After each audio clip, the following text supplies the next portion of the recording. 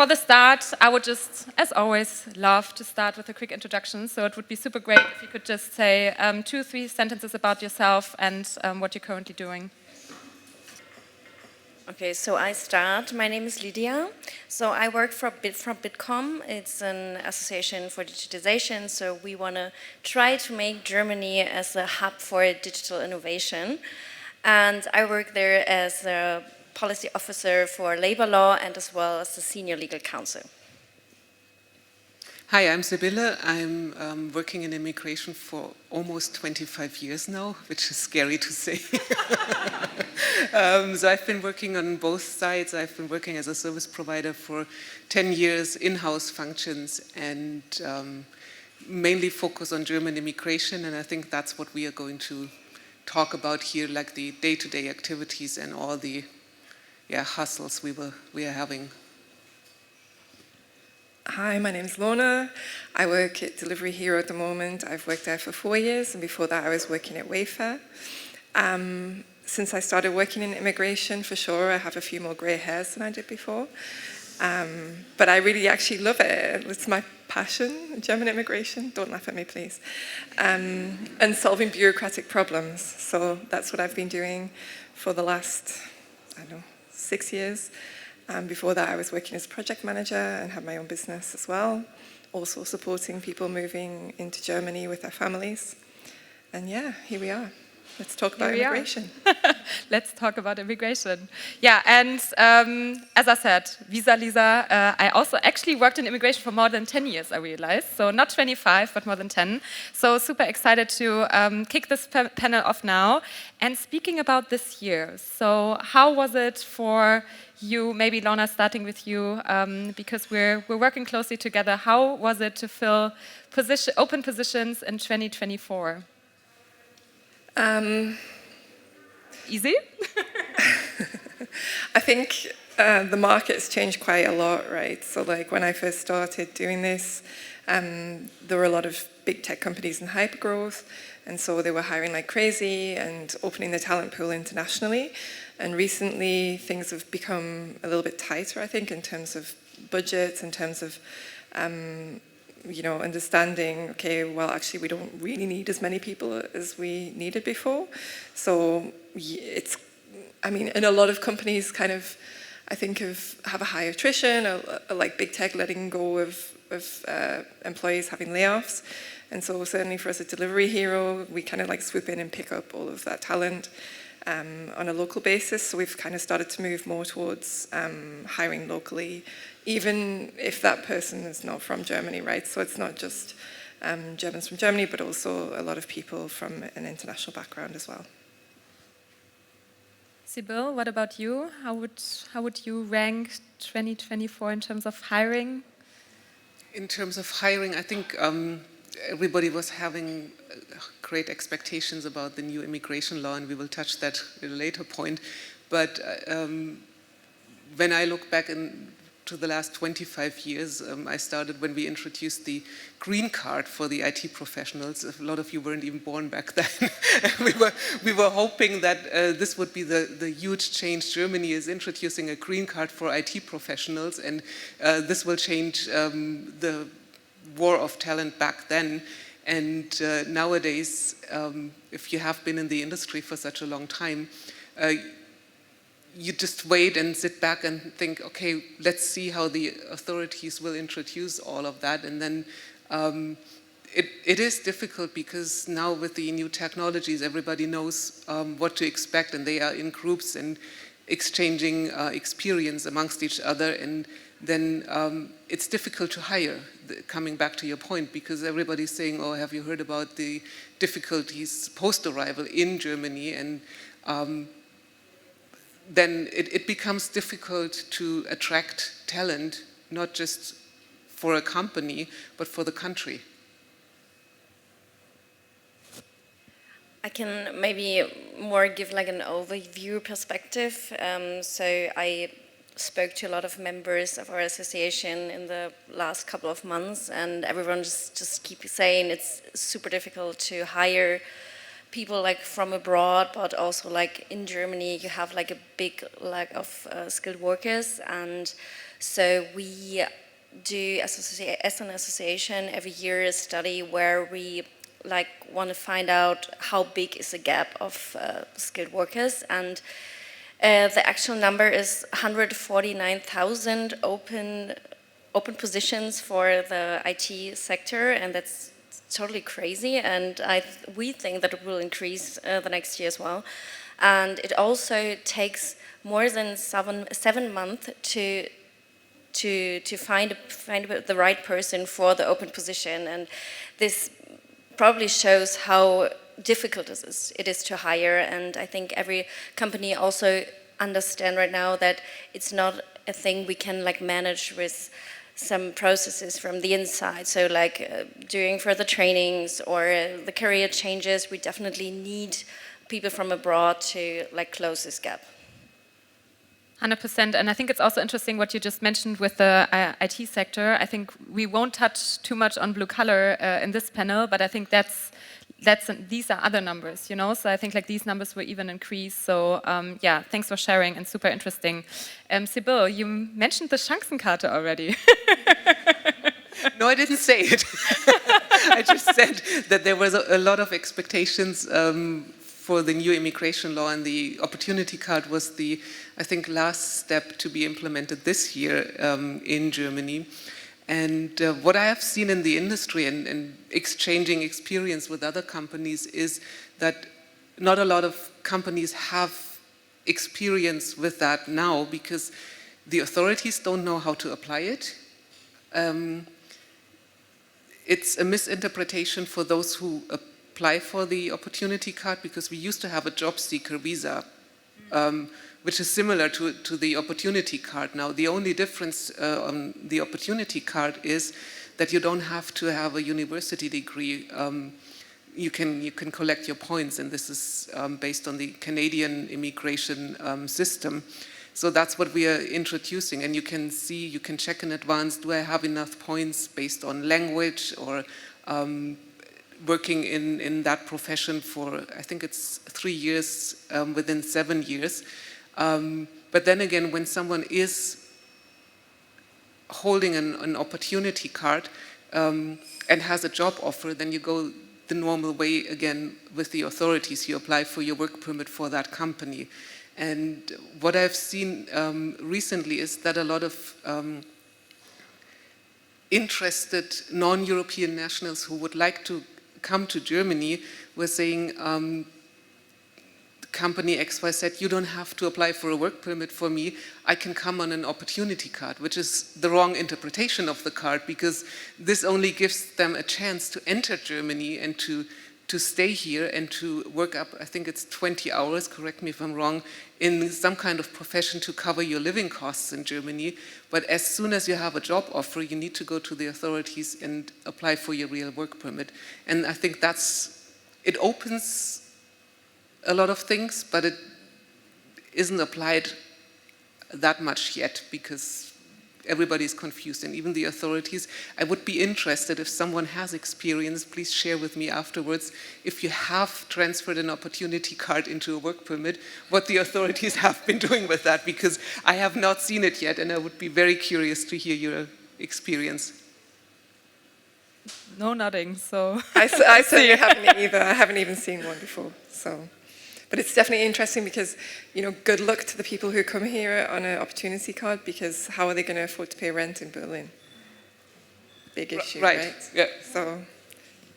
But do you actually think it was an improvement, or do you say it's still a long way to go? Like how do you see the changes now which came into effect? Just the opportunity card, yes. A little change because of the requirements that you can apply for a permit, that you don't need a university degree. If we're talking about the other changes, there has been some improvement, especially for those who are already in Germany and work for an employer and on a blue card. They used to have 24 months until they could work for another employer and had the permit open to the German labor market. This has been reduced now to 12 months.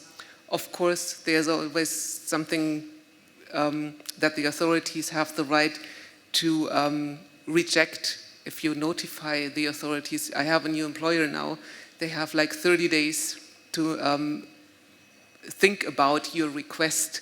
And that's another thing for employers to keep in mind, that you can employ someone, but the authorities can, I think, during the first half year or year, I'm not sure right now, get back to you and say, okay, we don't agree to the employer change. So what are you doing with your employee then? You're putting them off payroll. I haven't seen that happening yet. So there have been improvements. Things have reduced, and I think a lot of people are happy that they can move jobs quicker. Yeah. But of course, it depends on how things are interpreted at the authorities. And I mean, that's a challenge itself sometimes, no?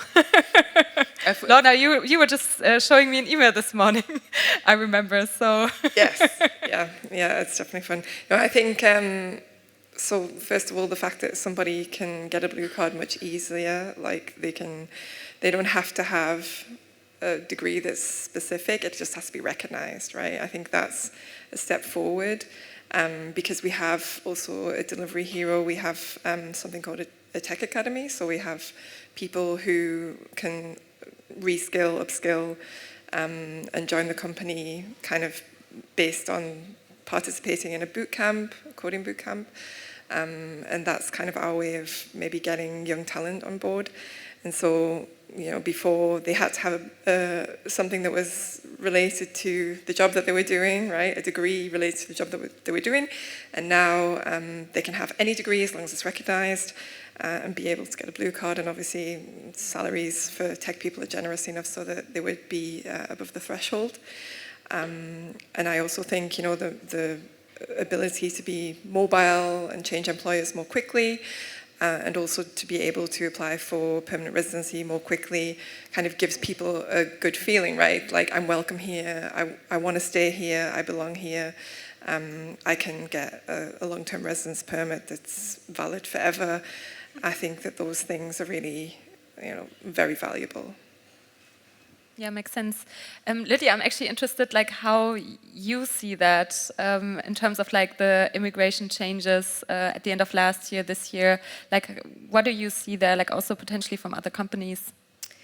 So I would say the improvements are there, but it's not as good as everyone thought before, I would say, because so there are like the requirements for some visa types, as Lorna said, as Sibylle said, so they're even lower now, and it's pretty good also for the IT sector. Like, if you have the visa for the IT specialist, so you do not need this much experience anymore, and you do not need the German skill thing, and so it's fine right now, but still we have the problems like in the processes itself. So, and I think we can do like a lot of legal new requirements, and we can set laws like we want to, but it still depends on the processes itself. And can you share examples? So I think you know that even better, but I heard so much crazy stories from companies. So like waiting for an appointment at an embassy for like 6 months or a year, or like when the family wants to come to Germany as well, it takes like 4 years. And this is absolutely crazy. But I have to say, the Auswärtige Amt, so they really improved their things, and they did a pretty good job with the Auslandsportal. I'm not sure if one of you tried it already, but the person who's responsible for that, she showed me the whole process, and I was really impressed because it's so digital, it's crazy. So for Germany, and for austerity. And so I would say that you can now apply for the visa online is a big step in the right decision, in the right direction. But yeah, that cannot be the end. And yeah, if I want to say that it's a bit sad, but I was at an event organized by the authorities, and I asked a question, and I think it's not that a stupid question, but I asked, okay, we have now a pretty good process with the Auslandsportal. Does the other authorities in Germany speak to the Auswärtiges Amt, so like Bundesministerium des Inneren, BMWK, stuff like that? And the whole room was laughing. No. And so we're like, yeah, that would be nice, but yeah, so there are like some working groups, but so they do not really force it because they have the state law and the federal law, and everyone is doing his own thing, and it's difficult. And I was like, okay, yeah. So everyone now starts again from their own, and that's a bit sad. But so I would say the legal requirements are better now, but everything like how to do the things around should be better. Yeah, makes sense. But I think like that's really like one of the biggest issue, and I mean, both of you know it as well. Like the appointments, the authorities not communicating with each other, etc. So yeah, I think, as you said, it improved, but there's still a long way to go. And that would also be my next question, potentially into your direction. What companies can do, to hire talent even faster, to just like also facilitate these processes. Are there like any initiatives? Both of you looked at, is there like anything where you say, okay, like this is a big recommendation for making things easier? Not sure who would like to start. I can only give a couple of practical examples that we've done. So we also have a government affairs and public policy team, and we work together with Lydia and Bitkom to kind of figure out maybe how we as a company could give input into the implementation of the new immigration law. And I think it's really important for companies to get out there and kind of use their lobby and speak to the authorities out there so that they can understand really like the practical applications and the implementation of things. So that was one successful collaboration. I was also just telling people we had an email from Zalando because they were empört. I don't know what they were disgusted at the fact that the authorities in Berlin were charging for fast track, were charging every individual in a family an amount of money instead of just one amount of money, which is like this 400 euros. Which the other jurisdictions were charging just 400 euros, right? And so we also, again, worked together to try to put some pressure on the Business Immigration Service, and they succumbed. So now everybody just pays one amount of money. So thank you for your applause on that. Yeah. It wasn't me. So yeah, I think leveraging your standing within Berlin or within Germany as a company is really important. But hiring faster, I mean, it only goes as fast as it can go, right? And I think the Auswärtiges Amt has a lot of work to do in terms of making things more consistent across all jurisdictions, because we find that maybe, I don't know, I had someone, I think they were in Estonia, they were applying for a visa, and we had to send an ink-signed contract, which is just like archaic. We use DocuSign. DocuSign is really a legal way of signing things, and why do I have to like send something by courier? So just kind of finding a way to get the memo to actually arrive with the people that it needs to arrive with. What I would say, or sorry, you were finished. I can only add on to that, because if you're looking at, if you talk to a lot of companies, and I love to exchange experience with other companies and just see what they are doing different, or smooth forward, or like you were saying, you just talk to the authorities and say, why are we paying for everyone, for each application, the fee, and in other jurisdiction areas it's different. Normally you get the answer, yeah, it's another jurisdiction area and that's it. But someone listened and someone is actually taking it forward. But if you're looking at companies, and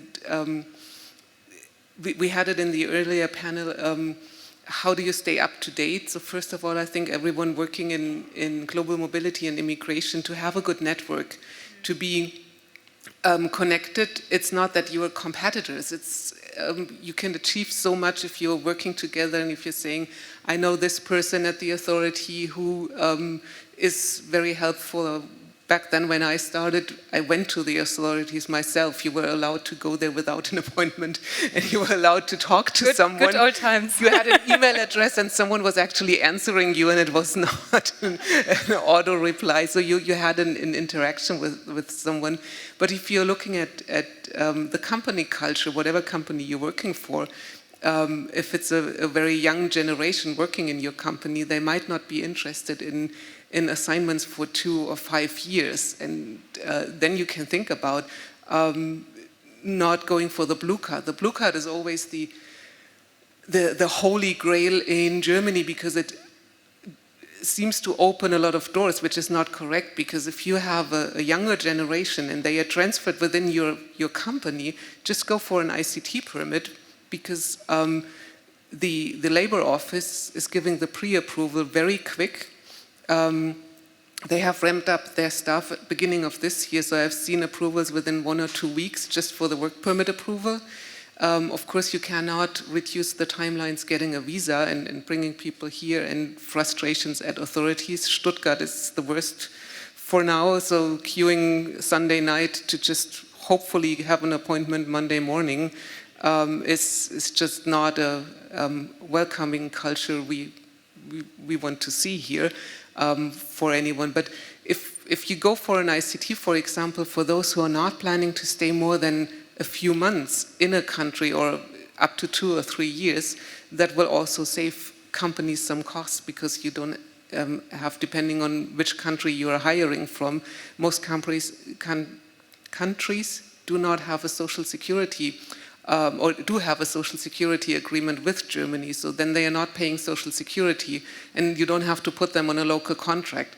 And even if they want to go to another European country later on, they don't need the blue card for that. They can just, if it's a company transfer, just move on that ICT to another country. And that's something I would recommend, just looking at these options for everyone. Thank you. Slightly different direction now, but just that because that happened recently, the reintroduction of border controls. I can imagine that also like talents reached out to you, like how do you basically also stay up to date with these changes, because it can happen quite quickly as we saw now. So I'm curious to hear your thoughts here as well.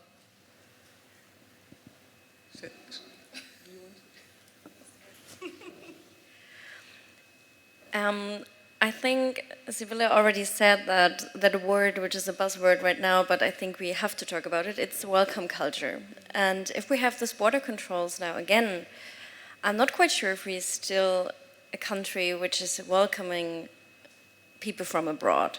And this is one of the biggest problems, I would say. So you have like a lot of legal regulations and everything is difficult, but also like this factor of welcoming people from abroad, and also with all the political things going on right now, it's not a good picture we paint right now as a country, I would say. Yeah, I agree. And I think, I think as employers as well, and especially Delivery Hero, having so many people from outside of the EU and from abroad, it's important for us to kind of look at a nurturing and welcome culture as an employer, and also I feel like we have a duty of care, right? So to help people feel okay about this, and it's not okay. It's really not. It's not okay for me either. And I mean, how do you deal with that? And I don't know the answer. I think that really the answer is not with us, not with me as an individual or you or whoever. It's to do with the government and how, obviously political changes aside, it's about educating the general public about how much we actually need these international talents. And it's something that I haven't seen, like where are the clever marketing campaigns saying, hey, we need this person, I don't know, from the Philippines to come and be a nurse because there are not enough Germans to do that job. So I have many, many friends of different walks of life, who are trying their best to learn German, which is not the easiest of languages, I'm sure we all agree, so that they can go into, these professions where there is a huge shortage of workers. And it's just not appreciated. it's not appreciated by the German general public, and there really needs to be a shift in the mentality. And again, sort of nurturing welcome culture is really important, but I don't have the answers.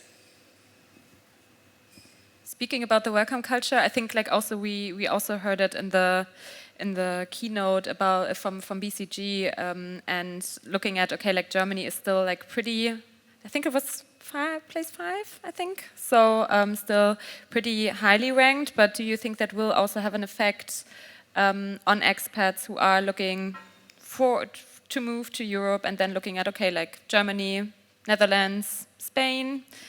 Do you think that will have an effect, what's currently happening on the political side?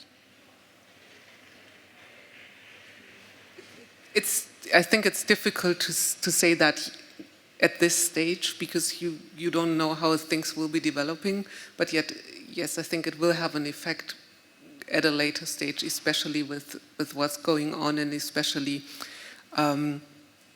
for everyone who's not welcome into that country anymore. Or not anymore, sorry, that was a little bit too hard, but but if they don't feel welcome, I think Germany would rank maybe in another 5 years, maybe not in the 5th score or something like that. So it would probably reduce, because like we were saying, all these waiting times at the authorities, the land border controls, these are things that make it less attractive. And I also would say the combination of everything makes everything worse. So if you are a skilled worker, you're in the IT sector, want to move to another country. So then you try to think about, okay, which country do you want to go? So you decide to go to Germany. So you know that the whole visa and immigration process takes ages, but you still decide, okay, I want to do that because there are like now improvements, so I will apply for the visa. But then you also realize, oh, there is a big political change in the country right now, and then you really think about, so should I really go to Germany? And also like take all these risks with you, so like learning the language, and then you are always scared to, like, do you really fit in the society? And that's really, I would say, we do not have like the easiest immigration system, and so then we also have like now these political things on top, and this is really dangerous, I would say. I wouldn't say we have the hardest immigration system. The UK and the US are worse. Okay. But who wants to go there anyway? Uh-oh. Oh God, I'm going to get killed when I leave the stage. But I mean, you know, I'm from the UK, and we did Brexit. I don't know if you remember that, a few years ago. And, you know, I also saw how things became much more foreigner unfriendly. The sort of the vibe, oh God, I hate that word. The vibe was very foreigner unfriendly, and you know, that was kind of like, I feel like this is happening now in Germany, right? So, you know, Britain was ready to leave the EU. There was a lot of horrible media stuff going on about immigrants, and it was very much about immigration. That was kind of the main red thread, I think. And certainly my family, we're from the north of England, and my father's working class man. And I said, you know, are you going to vote for Brexit? And he said, yeah, I'm going to vote for Brexit. And I was like, why? And he said, immigration. And I'm like, why? Like, I'm an immigrant in Germany. How would you feel if that happened and I was living in Germany? And he was like, yeah, but you're a different kind of immigrant. And this is what we're facing, right? We're facing a split of like, there's those immigrants and there's those immigrants. And we saw this also with Ukraine, that a lot of Ukrainian people came and they were treated very differently to the Syrians in 2014 and onwards in the immigration crisis. And I really feel like there's got to be, something's got to change. But again, I don't know what to do. I'm kind of stuck here. I'm like, what are the answers, people? You know, maybe you can help us think of that. But it's you know, I think we have an obligation as well as a country to be looking at these people who have arrived in the country and be like, okay, how can I use your skills to help my country further, and how can I make sure that you're integrated enough so that the general public are like accepting you. But it's not easy. No, I agree. But we, of course, want to end on a positive note. So I would love to hear your thoughts around what we can do in Germany to get that welcome culture back, potentially, or even just like improve it. Any ideas from your end?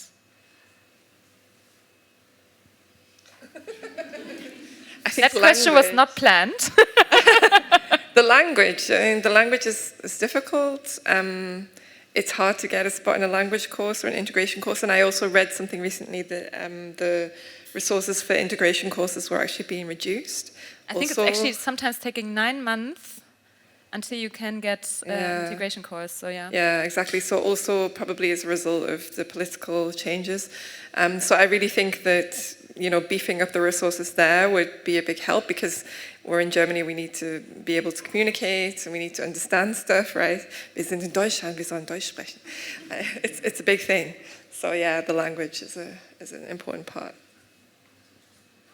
Digitalization, I would say, if we ever get there at the authorities. I mean, we're so way forward in everything, but the authorities, I brought that example yesterday evening with a smaller group. I was sending an employment agreement to one foreigner's office, and the lady said she knows how to open an email, but not an attachment, and it's okay if her boss was saying it's okay, she doesn't have to use Outlook.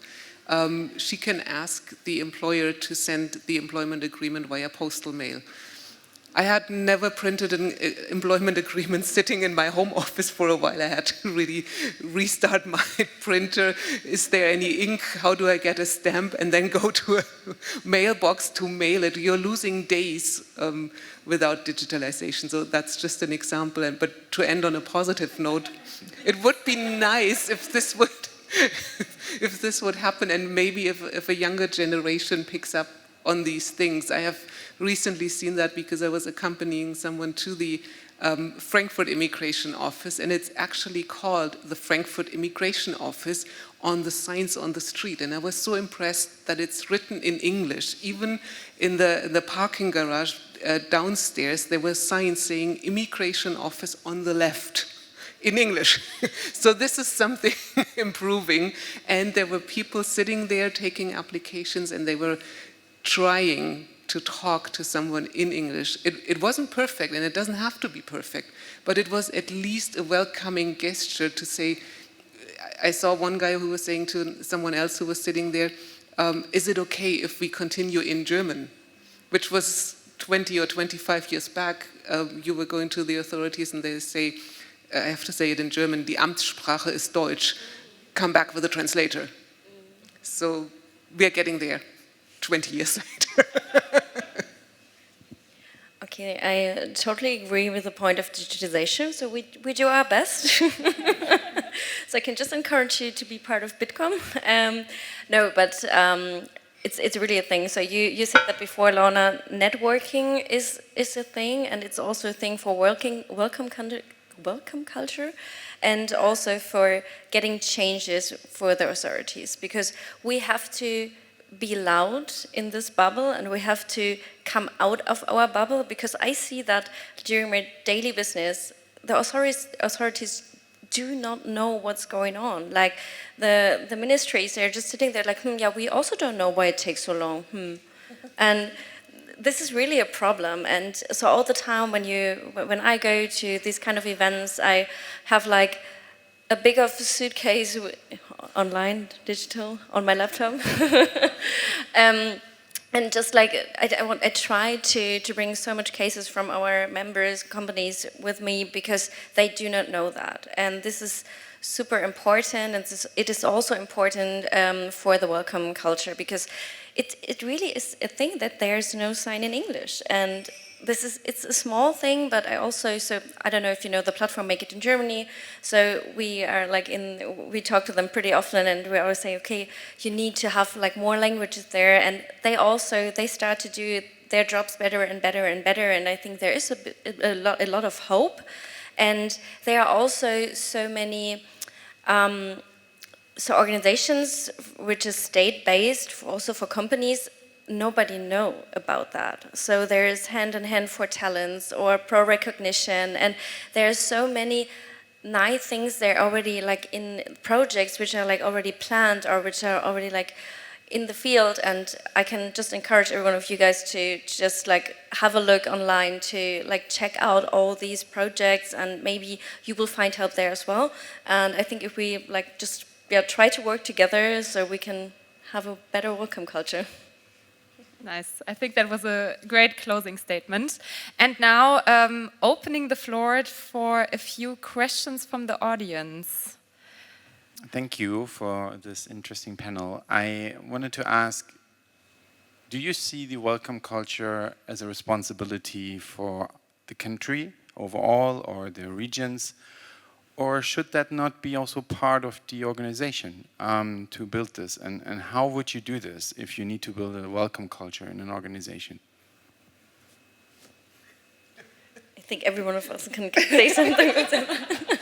It's a pretty good question, because I would say so. It's in the responsibility of both, so the country, and also the organizations. And I think for the companies, at least if they're a bit bigger and they have a bit of budget, it's easier like to support in like helping with funding a flat, or like having language courses, stuff like that. And this is probably easier for a company than for a state. But there are also, like as I said before, a lot of projects state-based which are already there, but they are like so intransparent and you do not know about that. But if they would grow, it would be even better. So I think also in this point, you have to work together, so the organizations and the state. I mean, I can only speak from an organization perspective, and I really feel that Delivery Hero does this really well with the welcome culture. Not only getting the right providers on board for relocating people and helping them to settle, because that's obviously, the very first thing that you need to do, but also having a really good onboarding program. And we also actually have a buddy system for relocators, so we kind of connect people in the company with people who are moving. So that is also works really well. But also, I think, getting people, because ultimately you come here and you don't have anyone, you don't have your family, you don't have your friends, and so it's a new start. And so kind of finding those within the company is also a really important aspect. So we also have kind of a lot of employee resource groups, and also kind of hobby groups. And I think within larger organizations, that's a really good way of nurturing a welcome culture. So yeah, I can only speak to that.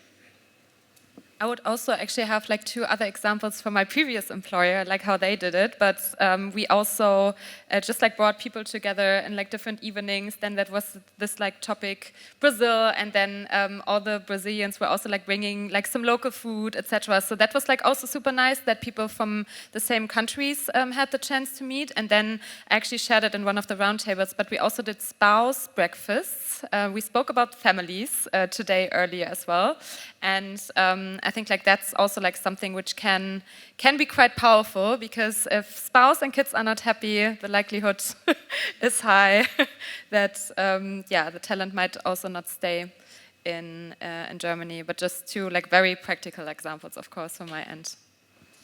Maybe to quickly add on that, because I think you were saying that earlier, management of expectations is really the thing if you are working internationally, and if you prepare everyone coming to Germany that there will be delays, that they might not be able to travel because they will not get an appointment at the foreigner's office in a short time, and then they are sitting there, nobody will issue them a temporary permit because there's no urgency, or there's no availability, you can't even reach someone or can go there. Or what you were saying about dependents, if they apply separately, you can end up, I think someone said it earlier, waiting for 2 or 3 years until your family can join you, and that's a no-go for someone who's relocating. So management of expectations, especially when it comes to what's going on, but where you don't have any control, but you at least have a workaround, apply for the visa same time with your family. Then you at least can ensure that they get the visa stamped same time. That would help. Thank you.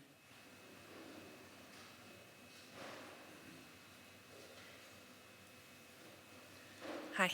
So I just have like more of a wondering because we've been blessed with like growth and hiring lots of people coming abroad, but then 2024 we saw some tightening of the budgets and we had to, let some people go. For example, that were on a visa who came and relocated here. So my question is, you're a bit closer to policies and like have a higher view. Do you think that there is the policy that is, after you have relocated and then you have to switch employer, because I think they go hand in hand, right? Like maybe you have just a small amount of time to find a new job. Like it's really, I feel not flexible enough. Or maybe I'm wrong. Do you see like there's like, change of the welcoming and having easier Chancenkarten but then if you are relocated and then you maybe lost a job, unfortunately, that this period is still staying strict? Or do you think like they're working together? Just curious.